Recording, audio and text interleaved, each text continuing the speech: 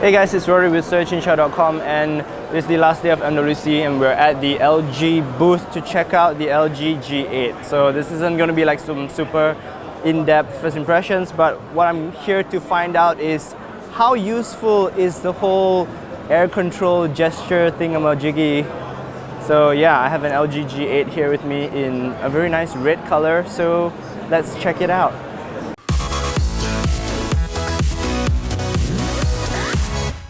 Before we begin this video, I'd like to give a huge thanks to our roaming and innovation partner Digi for making our coverage of MWC 2019 possible. Enjoy borderless connectivity with Digi's affordable roaming plans from as low as 5 ringgit per day and manage them all easily with the My Digi app even when you're overseas.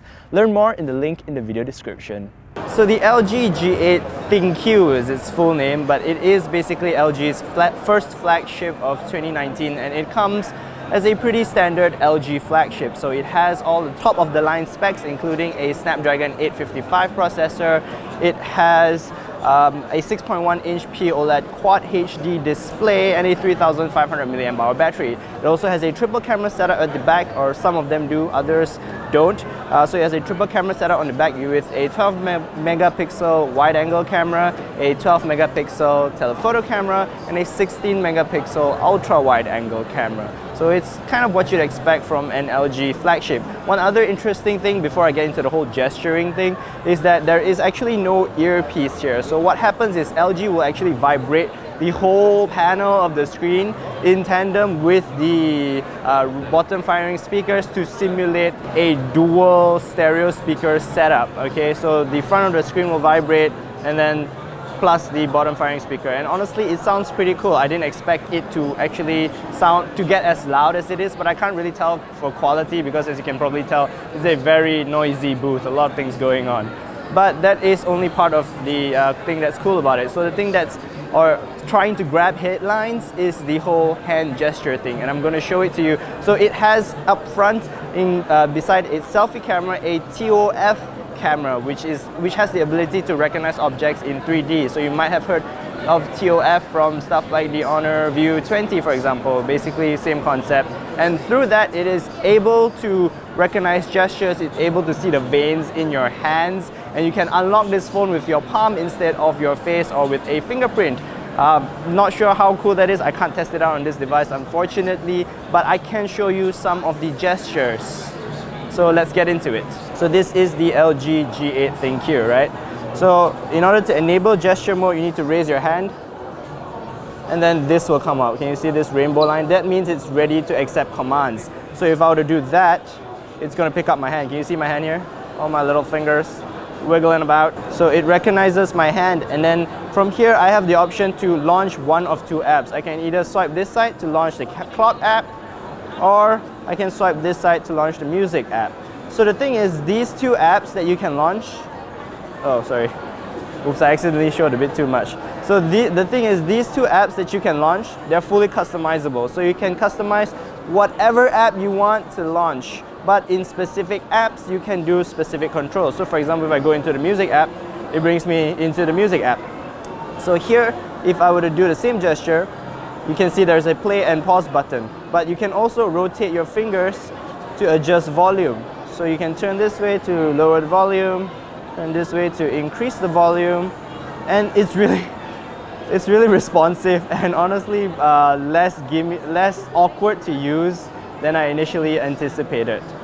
So another thing that you can do with this gesture is you can actually pause your music, or you can play your music.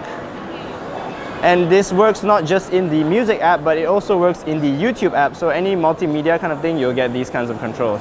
Okay, so if we go back to home, and then we'll bring up the other app. So right now it's set to the clock app. So the clock app, you can do this again. But now, if you pinch your hand, it will take a screenshot and another screenshot. So those are some of the controls you can do. So if you want to change the settings, all you need to do is head into the settings menu, go to general, and then you have a air motion. Then you can set basically any app that you want for swipe left or swipe right. Pretty handy. And then another thing is you can also use this whole gesture thing to accept and reject calls.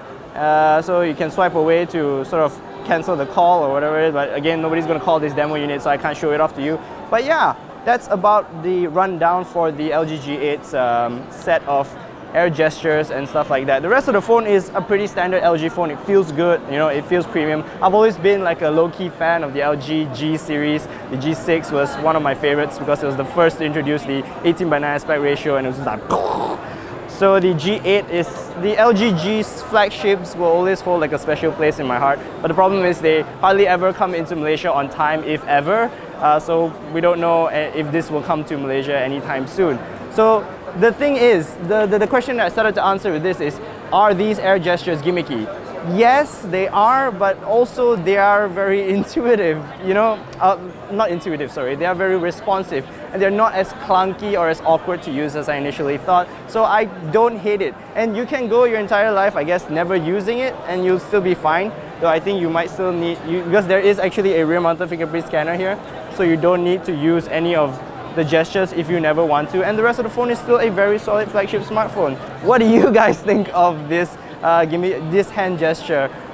Let me know in the comments below, and that is where I'll end this video. Thanks to Airbnb for making us feel at home in beautiful Barcelona during MWC 2019. Book online today and get your very own stay-in experience at your next travel destination.